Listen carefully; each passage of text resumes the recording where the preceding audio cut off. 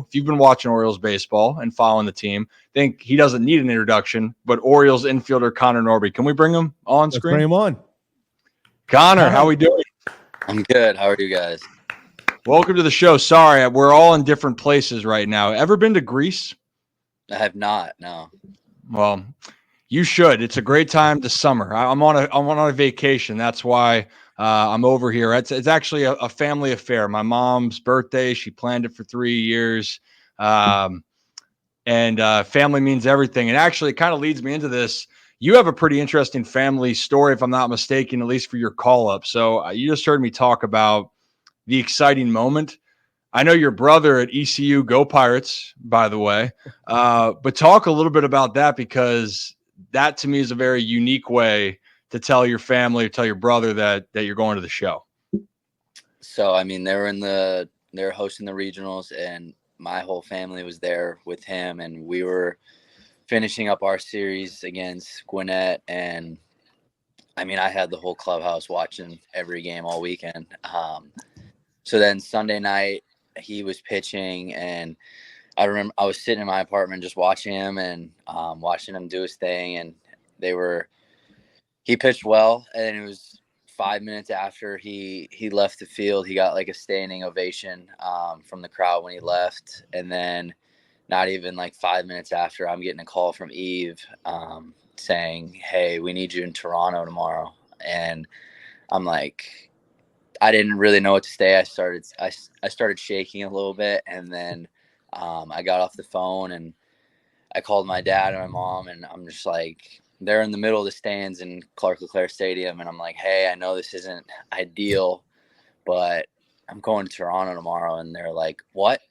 And I was like, "But don't say anything to anyone," and which is pretty hard when you're surrounded around 6,000 plus people. And but yeah, it was crazy. That whole night, not a lot of sleep went on after. Yeah, I can imagine. It's funny. The last, I guess, because for me, I was with Norfolk in 21, and the moments, like those are the ones that you really kind of remember exactly. So I had a couple of my teammates make their debut, or knew that they got the call there. A little bit different for you when your brother's trying to also live out a significant part of his life right now. Your family's excited for both, but yeah, how do you keep that to yourself? But you talk to the coach, and then the coach, you're able to talk to your brother. Is that correct, though, with the story? You're able to talk to him on the phone? I'm still really close with Cliff at ECU and all the coaches there. Most of them were there when I was there.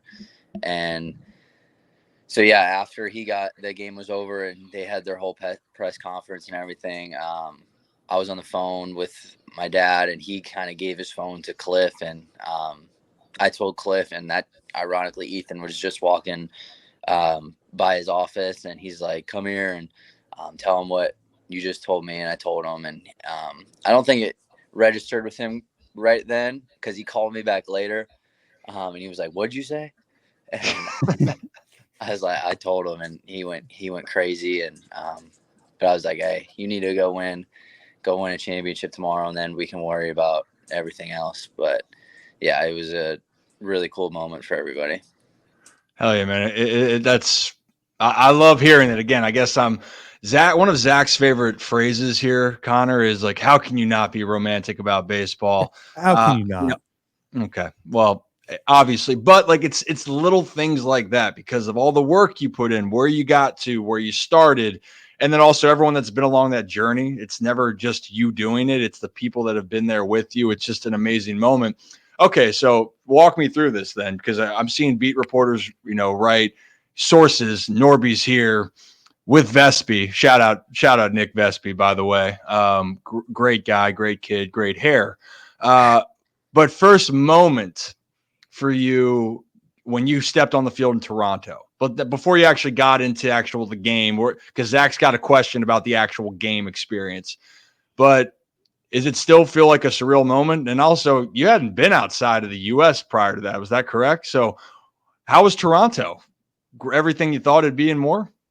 Everything that has happened so far is more than I thought it would be. So I got to the clubhouse. Me and Vespi got to the clubhouse right after we landed in Toronto. And that was when they Cuz handed me the lineup card for the first time, and he's like, "Here you go," and he's like, "I thought you might want to see this," and I was starting that night, and so that was obviously crazy moment. And then I remember just setting my stuff down, and I was like, I want to go see the field, and so I walked out, and everything just come through the back of the dugout, and everything just opens up, and you're just like, wow, like this place is sweet. And the more I looked at it, the more I even was in awe of it. And everyone kept saying, like, this is a great place to play, and let alone debut. And I know Rutsch was like, a lot of people have their first here. So let's get that one. He had his first homer, I think, there, and Stowie had his first hit.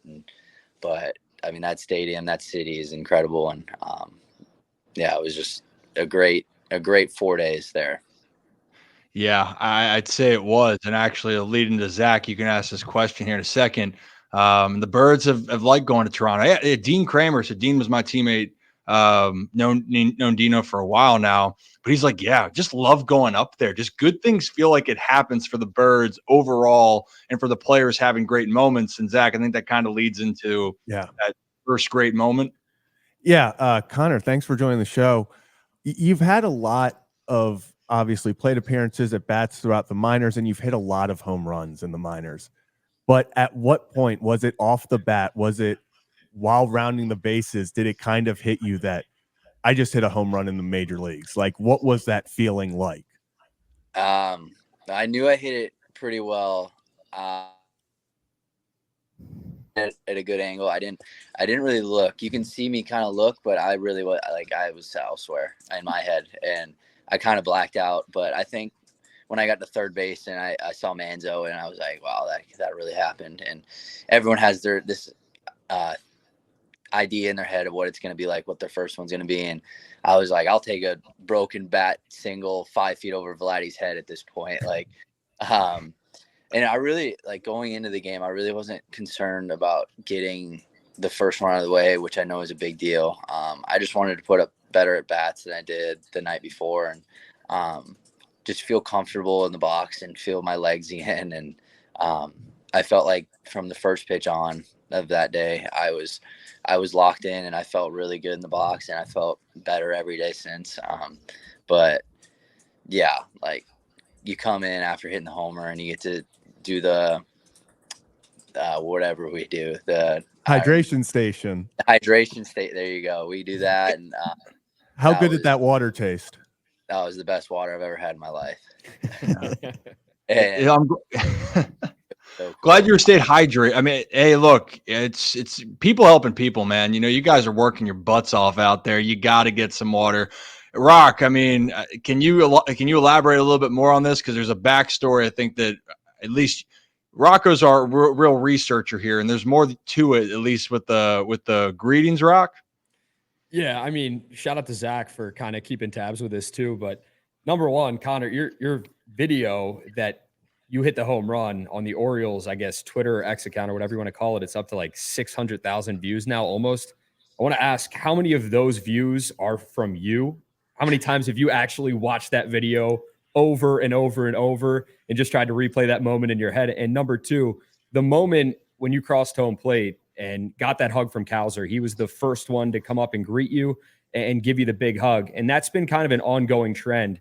I think it started, Zach, you said, with Manny Machado. Yeah, it starts Trey all the way Mancini. back with Manny. Yeah, it dates back pretty much a while. So that's a pretty cool moment. I don't know if you knew the backstory to that, but Cowser greeting you at home plate has a pretty cool story to it too, because when he hit the home run, he got greeted by someone. When they hit a home run, they got greeted by. It was always like, it always goes back to that one player. It seems like it falls in line. Did we lose Connor for a sec? Oh no. He did say he blacked out when he talking about the moment. So maybe this is just a visual representation of what went down. We're all feeling what Connor felt now. It's all right. Nobody wants to talk to me. I understand. Well, that's also it is kind of. He said it, not us. Yeah. So we'll have him get back into that. But one thing I wanted to touch on when he gets right here, you know what? He's back. He's back in here. Sorry. Good. Connor, you weren't. It's okay. You did say you blacked out. when you hit it. Yeah. So I mean, like it makes perfect sense. But what part did you cut out with Rocco talking? Because we zone him out all the time. Did you hear his question at all? I lost him at how many times have I seen the video? Yeah, that's what I was getting at. How many times have you watched that video over and over again? And then what was the moment like when Cowser greeted you at home plate? Because that's kind of dated back. One player greeting another when they hit their first home run. And it's been a pretty cool trend within Birdland as well. I mean, I've probably seen the video 100 times at this point. So at least it was the announcing on it. I've seen every angle of the video. I've seen every announced video of it. So it's in the memory books. It's probably at the top for sure. But with Cowser, I mean, I got drafted with him. He was the first guy I met when we got drafted together. We've been through every level together. I feel like I've always been there right with him. And I mean, he was the happiest person when it happened for me. And I'm glad that he was on base and that I got to share that moment with him. And I think he feels the same way because like I said, we've been through every step together, every level.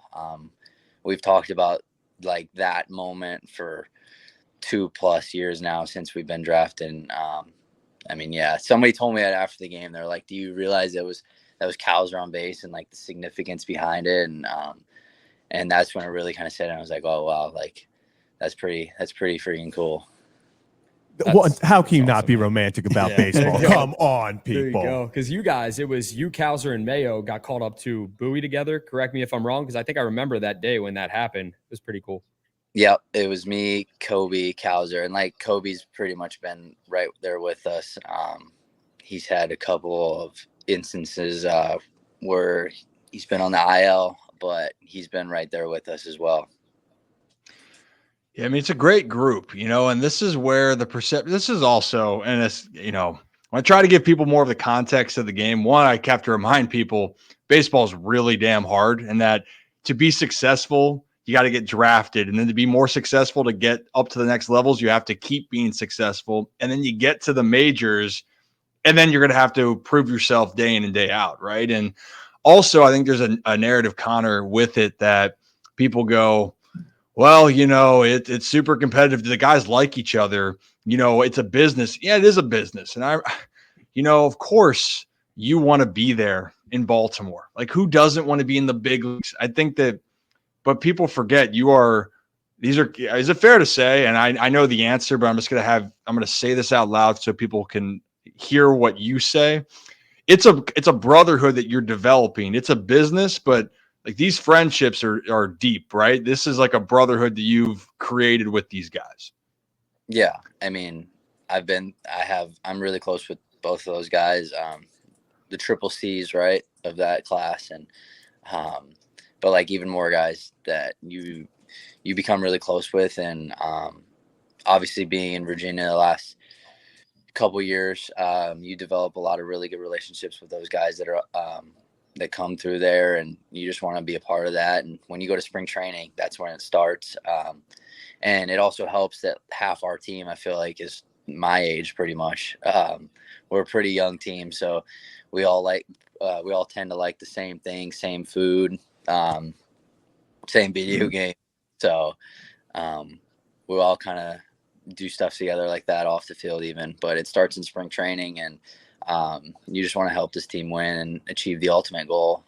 And we know we have the squad to do it. And I think people, I mean, I know it's talked about a lot, but with our farm system, but I don't think people actually realize, and everyone says this, every team says this, but I don't think people actually realize how deep it is and how it has been over the last 2 years plus. And how good the coaching staff is and the development system is here. It's unreal. You know what, that it's loaded. And I'll say so not to say it wasn't at the time, it was getting there. But I guess I was there from 17 to 21. And 21 was a rough year for the Tides and the Birds, but obviously the Tides things weren't hot. But shout out Adam for keeping us sane in the clubhouse during that time. Love that guy. You're a big food guy though. So like where you guys go out in Norfolk, just out of curiosity, like what's a favorite spot? I have an idea, but I kind of want to hear one. I mean, we're in Virginia Beach, so Roost Chris right there. Okay. Good choice. That's a big one. I mean, there's a lot of spots around the apartment. We go to Cheesecake. There's a sushi place. That's pretty good. There's a little hole in the wall Mexican spot that we like to go to. But it's hard when your every game's at night. So we really only get the chance to go after like a day game or maybe even a rain out, something like that. Yeah, well, it's a very good point. I'm forgetting that everything's kind of changed. And by the way, hopefully you're not back there for a while. I go back to visit because I got friends there. So I will give you spots if you need to tell future players, because I want you to stay in Baltimore as long as possible. But you mentioned something here and this is where I kind of, when people talk about this, because for Jackson Holiday specifically, and guys, when they're going, oh, wait a minute, you guys play the position. No one's naive to the situations, but you guys still care about each other. And I know for you, and we've talked about this. Sorry, not you and I, Connor, because we just met. And also I've heard so many great things about you, but our groups talked about how, man, I feel like you've done everything to deserve your shot, but you had to wait and you had to be patient. And it's easy to say, well, yep, of course. But I know that that's difficult. How are you able to kind of stay in that moment to stay grounded? Because you did talk about it. You guys got studs, man. And that's a great problem to have for the organization, but that's a tough thing when you're trying to break through and prove that you can come up here and help the squad. I mean, first of all, it's God's timing. It's his plan. It's not mine. And it'll happen when it's supposed to happen. And I have to believe that. And I do believe that. But second of all, in my head, there's no finish line for me. Like the big leagues isn't the finish line. There's always more that needs to be done. And I can sit back and look at my numbers in November and December for the year and be like, okay, like I had a pretty good year, right? And I've done it for the last couple of years.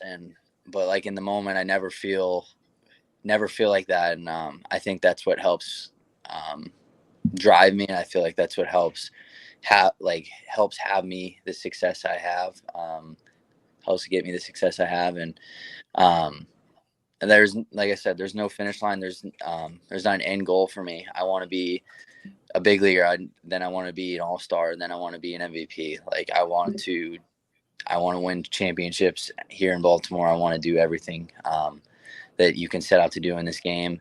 And I believe I can do it with my mentality, my skill set, my work ethic, and the people around me for sure. They're right there with me. And they deserve a ton of credit too. But I think that's what helped keep me focused. There was always more that needed to be done in my head, whether it was on the defensive side of the ball, whether it was hitting a certain type of pitch better. I know what type of player I am, and it's just being the best player of that I can be. Mm-hmm. Yeah, I love that answer because it's not, and also I want people to understand this. This is you're confident. It's not a cockiness, not an arrogance. It's, hey, I just believe in what I can do, and what I can tell. You're a grinder. You're like, hey, I can only control what I can control. I'm going to go out there and do my thing, and you don't waver that you can go out there. And I don't even know how many home runs you've hit in the minors. I know that you're stacking every record up down there in AAA. You've proven yourself, which is amazing, to say the least. 62. Kevin, 62 home runs in the minors. I have them right. Just comes through with the stats. I was going to say, I was looking at it, so I could tell you, 62. So Connor, safe to say you got a lot of practice of learning how to round the bases, all left turns. You got really good at that, to say the least. Kevin, are you still there? I'm right here. I'm waiting. Okay. Hey, actually, Kevin, before you ask your question, Connor, a few questions will get you out of here. You ever played like NBA Jams growing up, like the arcade game by any chance? Maybe a little bit. Okay, maybe. Well, can you show him the screen behind Rocco? So that giant thing behind Rocco is like the arcade style NBA jams. It's a blast to play. Kevin can't win. He So can't beat the CPU. He can't beat the CPU is the issue. Like beating us, not being able to beat us is one thing. He'll go over there and practice, and he's yet to win. I'm coming up on it. I'm not a big believer in giving up, but I think you should give up. I have to get it, Connor. At some point, I have to get it. At some point. Unbelievable. I say that too, right? Everyone says that. So you're a pretty good game. Like, what's the game that the guys go with? I know when I was going to ask that. Yeah. Well, I know you got another question, Kev. Well, Kevin, we know your specialty is 0 games. No offense, Kev, you're a good kid. But what I know with like Bauman and Kramer and Irvin, it was like super strikers in spring training. What's the go-to game for you guys? Fortnite's becoming pretty big again now. Again? Yeah, surprisingly. But I was big into, and I still am big into like NHL, and now I watch a ton of golf. Golf's always on in the clubhouses, whether it's in Norfolk or in Baltimore. I feel like there's always golf on, so I play a lot of PGA. But those are pretty much the 3 I play. I try not to play too much. I really only play it at home. But what was Cowser into? Cowser was into that one Rocket League. A bunch of them. That's tough. That's a tough one to play, man. They were into that for a while. I never got into that. But I think FIFA was big at one point. But yeah, those are pretty much the mainstays. Not a lot of Call of Duty either, from what I've seen. Okay. Interesting. NHL is so underrated. Yeah. I just like make my guy like a 6'9" enforcer, and I spend so much time in the penalty box. I just want to make the other team's life just hell. I don't care how many goals I score. That sounds like you. I don't know how you play, Connor, if you're like a sniper or like if you're like a power forward in it, but like I'll go full on enforcer and just try to put you through the glass when I play. That's just like my mentality when I throw in the sticks. Probably depends on how I played earlier that day. If I had a bad night, probably. I love it. Oh man, do you have a specific team you play with in that game, Connor? Like you're like a favorite? I mean, we usually do randoms, but I mean, I grew up a Wild fan, so okay. But we do the 3 randoms, and we pick from there. Though I did learn the one team I never can win with, and it irritates me to no end, is Edmonton.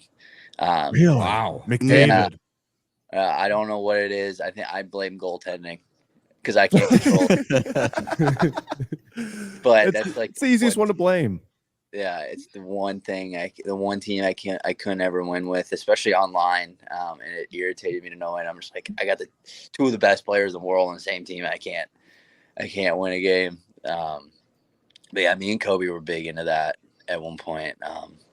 So yeah, shout out to Kobe. Hopefully he gets back soon. Yeah, I hope so too. That dugout in Norfolk is tricky, to say the least. So Gavin Sheets on the White Sox is my close friend, and they blame me for him falling over the railing and falling 7 feet on his back. I blame him for doing that, not myself, because he's the one that made the play. But people don't understand how. We need context. Rip was right next to where he fell. No. Like he could have caught him and decided to watch him flip over, and then he walked over to him. No, Connor, context. You want to go context again here. Gavin, who is not known for being swift or agile, said that he was going to Superman catch this ball. And I said, if you do that, I'm not going to catch you because you understand this. There's the steps of the dugout, and then on the other side is a drop off at the end of the Tides dugout. You know exactly what I'm talking about. And I go, Gavin, I physically, 1, you're like 245. I'm not going to catch you. It's going to hurt. And 2, I can't get to you. And what's he do? He goes over, flips over the railing, but he's fine. He debuted 2 weeks later, so it turned out well for him. But anyway, the point of it being is it's such the steps are so what's the word? Losing the track. Oh no, steep. That's it. Sorry, steep. Jet lagged. I am. You know what? Yeah, Greece has. Well, I don't know if jet lag is the right term, Rock. Yeah, but can you Greece say has jet lag this deep into the trip? I mean, we'll give him an excuse. Just spit it out. Spit the question out, Rip. Yeah, and I was saying you understand that's steep there. So hopefully Kobe gets back because he was on a tear, and it's only a matter of time for his moment to come, just like it has for you. Can I ask you a fun question then, though? It's like a little bit controversial, and then we'll kind of get you out of here. Is that okay? Yeah. Okay. It's sponsored by our friends over at Stuggies at the stadium here. Gourmet hot dogs. They're known for their crab mac and cheese dog. Connor, I'm assuming you haven't had something like that before yet. Nope. Not yet. Don't worry. That's going to change. But envision this right now. We like to really imagine this. You're at the ballpark. You want to get a hot dog, right? You have an option for the condiments, your choice or no condiment. Connor Norby, what are you putting on your dog? Ketchup, mustard, and maybe relish. Ooh. So you like all of it. You like all the condiments. I wouldn't say all of it. I watched Rush put a hot dog together the other day, and that was all of it. He had chili, had jalapenos, he had onion. It was really a mess. There was no more hot dog at that point. Yeah, at that point it's just toppings, and like the hot dog's just a base at that point. Like that's not even part of the meal. That's just like the side course of what you put on it. I didn't know what to say to him, but then I think he probably had a good night hitting. Not surprisingly. So whatever works for him, I might have to try it. Yeah, I was gonna say the way he's, maybe you have to try the everything hot dog. I guess get a little magic. If that's what works for him, I mean, I'll do it. Are you rooting for any specific condiment in the hot dog race, or you just it doesn't matter? I mean, I think if you don't put anything on it, you're a criminal. A little bit. Thank you, Ryan. Appreciate Front and that. center. Explain yourself. Yeah. Ryan. Okay, time out, Connor. I feel like you already. That seemed very pointed. I know, like our friendship's just beginning here, but yeah, my philosophy here, Connor, is: do you really like a hot dog if you can't eat it plain? Do you really like a hot dog if you can't do that? Don't give in to him, Connor. Don't give in to him. I mean, like, it's bread. Then at that point, it feels like, but I think you have to have something on it. It's yes, even something little. No, but I'll tell you what, though, if I say, hey, Connor, this thing's got 4 knocks in it tomorrow, and you're going to have 3 broken bats, but you're going deep, you're going to get a plain hot dog every single day for the rest of your career. Okay, well, you need to lead with that then next time. Yeah, there you go. By the way, you're getting roasted a little bit, Connor, in the comments for putting all 3 on. Some people agree with you. Others, I mean, somebody asked you if you're 12 for putting. I don't think that's that hot of a take. I don't feel like that's that hot of a take. I've heard that. I'm before. a ketchup guy, but I mean, all 3. That's not. I don't think that's terrible. I've never tried it before though. It was the first 3 things I saw next to the hot dogs the other day, so I put them all on. I think it was pretty good, and I think I had a knock that night, so I was like, all right, I'm sticking with it. Hey, if it ain't broke, don't fix it. Exactly. Yeah, whatever. Yeah, and everyone knows this. But when you get going and you get hot here, don't change anything that you do, and don't let Kevin asked Kerstad about his stance. Heston, tell me how you feel about where your hands are, and then Heston went down and struck out 3 times. I'm like, dude, no.